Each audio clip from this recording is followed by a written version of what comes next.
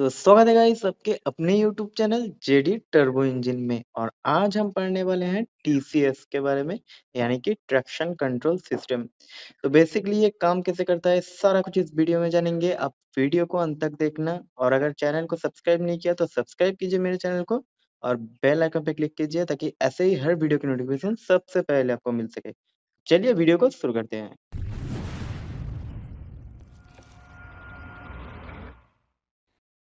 तो दोस्तों हमारा जो ट्रैक्शन कंट्रोल सिस्टम है ये बेसिकली स्लिपरी सरफेस के ऊपर व्हील को चलने के लिए ही इसे बनाया गया है। तो अगर हमारा जो कोई कार है जो बर्फ के इलाकों में गया है या किसी स्लिपरी सरफेस एरिया से गुजर रहा है, तो क्या होता है, जो टायर स्लिपलेस सरफेस के ऊपर से जा रहा है वो बाकी टायर बाकी व्हील्स के मुकाबले ज़्यादा घूमेगा। मतलब उसका जो आरपीएम है बाकी टायर से उसका आरपीएम थोड़ा ज़्यादा हो जाएगा। तो ईसीयू क्या करेगा, ये डिटेक्ट कर लेगा कि वो टायर तेज़ी से घूम रहा है दूसरे टायर के मुकाबले। तो वो क्या करेगा, उस टायर का जो आरपीएम है उसे घटा देगा, मतलब उसे ब्रेक लगाएगा। जो हमारा दूसरे टायर है जितना आरपीएम पे घूम रहा है, वो ईसीयू मेंटेन करेगा कि वो टायर भी उतनी ही आरपीएम पे चले। तो बेसिकली हमारा जो ट्रैक्शन कंट्रोल सिस्टम है, स्लिपरी सरफेस से ऊपर जब हमारा गाड़ी गुजरता है तो गाड़ी स्लिप होके एक्सीडेंट ना हो जाए और एक दुर्घटना ना घटे। तो बेसिकली हमारा जो ट्रैक्शन कंट्रोल सिस्टम है ये दुर्घटना से हमें बचाता है। एक सेफ्टी फीचर्स है ट्रैक्शन कंट्रोल सिस्टम। तो दोस्तों हमारा जो ट्रैक्शन कंट्रोल सिस्टम है बहुत सारे काम के लिए ही इसे इस्तेमाल किया जाता है।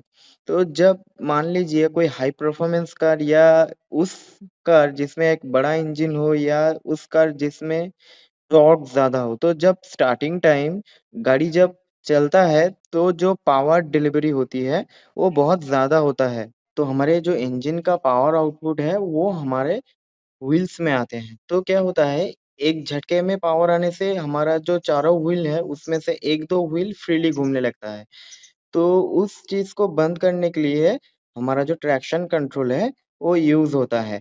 अगर ऐसा नहीं करेंगे तो हमारा जो गाड़ी है ठीक-ठाक एक्सेलरेशन नहीं होगा और गाड़ी क्रूज़ नहीं करेगा।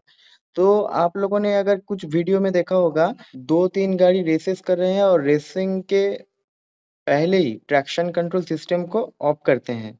तो हमारा जो 2-3 गाड़ी रेसेस कर रहे हैं, उन गाड़ी के अंदर एक गाड़ी अगर ट्रैक्शन कंट्रोल सिस्टम ऑफ नहीं करता है, तो उस केसेस में क्या होगा, वो बाकी गाड़ियों से अच्छा क्रूज़ करेगा, अच्छा एक्सेलरेशन होगा। बाकी गाड़ियों से उस गाड़ी रेसेस में जीतने के चांसेस बढ़ जाएँगे अगर ट्रैक्शन कंट्रोल सिस्टम ऑन रहता है। और दोस्तों हमारा जो ट्रैक्शन कंट्रोल सिस्टम है ये दूसरे जिस जगह पे वर्क करता है आपको मैं बता दूं। मान लीजिए अगर हमारा गाड़ी टर्निंग ले रहा है, तो अगर बहुत स्पीड से टर्निंग ले रहा है तो उस केसेस में हमारा जो ट्रैक्शन कंट्रोल सिस्टम है वो वर्किंग करता है। और उसके बाद हमारा ट्रैक्शन कंट्रोल सिस्टम तब वर्क करता है जब हमारा गाड़ी जोर से 60 या 70 की स्पीड से आके ब्रेक मारता है, तब हमारा जो ट्रैक्शन कंट्रोल सिस्टम है तब वर्क करता है। तो दोस्तों हमारा जो ट्रैक्शन कंट्रोल सिस्टम है ये 3-3 केसेस में वर्क करता है। पहला है जब हमारा गाड़ी स्टार्ट होता है उस समय हमारा जो ट्रैक्शन कंट्रोल सिस्टम है वर्क करता है। और हमारा जो गाड़ी है अगर किसी टर्निंग ले रहा है बहुत स्पीड से, तो तब हमारा ट्रैक्शन कंट्रोल सिस्टम ऑन रहता है। और हमारे जो ट्रैक्शन कंट्रोल सिस्टम है एक और केस में वर्क करता है जब हम गाड़ी को 70 या 60 की स्पीड से जोर से आके ब्रेक मारते हैं, तो तब हमारा जो ट्रैक्शन कंट्रोल सिस्टम है वो वर्किंग करता है। तो चलिए फ्रेंड्स एक बार इसका वर्किंग डायग्राम देख लेते हैं, हमारा जो ट्रैक्शन कंट्रोल सिस्टम है ये कैसे वर्क करता है। तो गाइस देखिए इधर चारों टायर में जो हमारे चारों व्हील्स हैं उनमें 4 सेंसर लगे हुए होते हैं। ये जो सेंसर है इसे हम एबीएस सेंसर भी बोलते हैं या व्हील स्पीड पोजीशन सेंसर भी बोलते हैं। तो इन चारों सेंसर देखिए हमारे ईसीएम के साथ कनेक्ट है।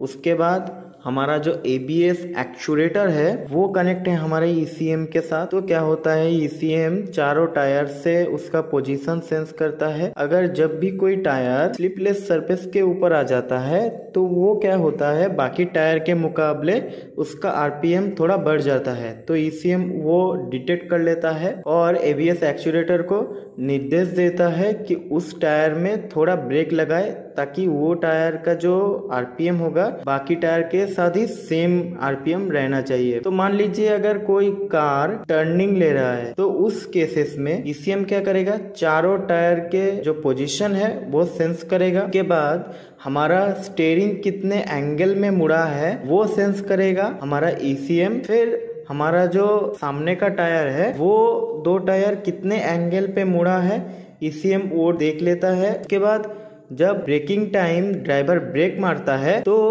ईसीएम क्या करता है, हमारा जो स्टेयरिंग पोजीशन सेंसर है वो सेंस करेगा हमारा स्टेयरिंग व्हील है वो कितने एंगल पे मुड़ा है। के बाद ईसीएम को पता लग जाएगा हमारा स्टेयरिंग का पोजीशन।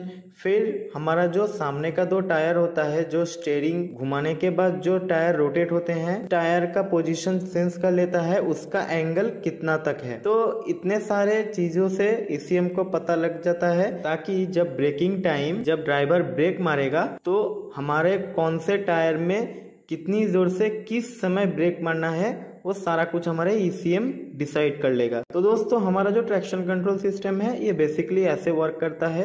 ये एक सिंपल डायग्राम दिया गया है, जो अगर आप कोई दूसरा वीडियो देखोगे तो उसमें कुछ और चीजें ऐड हो सकती हैं, पर ये जो डायग्राम है ये एक सिंपल और बेसिक है। तो गाइस अगर आपके गाड़ी में टीसीएस यानी कि ट्रैक्शन कंट्रोल सिस्टम है तो आप अगर गाड़ी 60 या 70 की स्पीड से आके कांस्टेंट ब्रेक मारते हो तो तब हमारे क्लस्टोमीटर में ये जो ट्रैक्शन कंट्रोल वाला लाइट है ये जलने लगता है और बुझने लगता है, जलने लगता है, बुझने लगता है। इससे आप घबराइए मत, इससे ये पता चलता है हमारा जो टीसीएस है वो काम कर रहा है। और अगर हमारे गाड़ी में क्लस्टोमीटर में ये हमारा जो ट्रैक्शन कंट्रोल का लाइट है ये कांस्टेंट जला रहता है तो आप समझिए आपका जो ट्रैक्शन कंट्रोल सिस्टम का जो वायरिंग है या जो सेंसर्स है जिससे वो सिग्नल ले रहा है उसमें कुछ प्रॉब्लम है। तो दोस्तों आज के लिए बस इतना ही। वीडियो अगर अच्छा लगा हो तो वीडियो को लाइक करना, चैनल पे अगर नए हैं तो किसी पाने से चैनल वाले जो हमारे सब्सक्राइब वाले बटन है उसको टाइट करके सब्सक्राइब मार लेना। तो चलिए मिलते हैं किसी नेक्स्ट वीडियो में किसी नेक्स्ट टॉपिक के साथ। तब तक के लिए जय हिंद, जय भारत।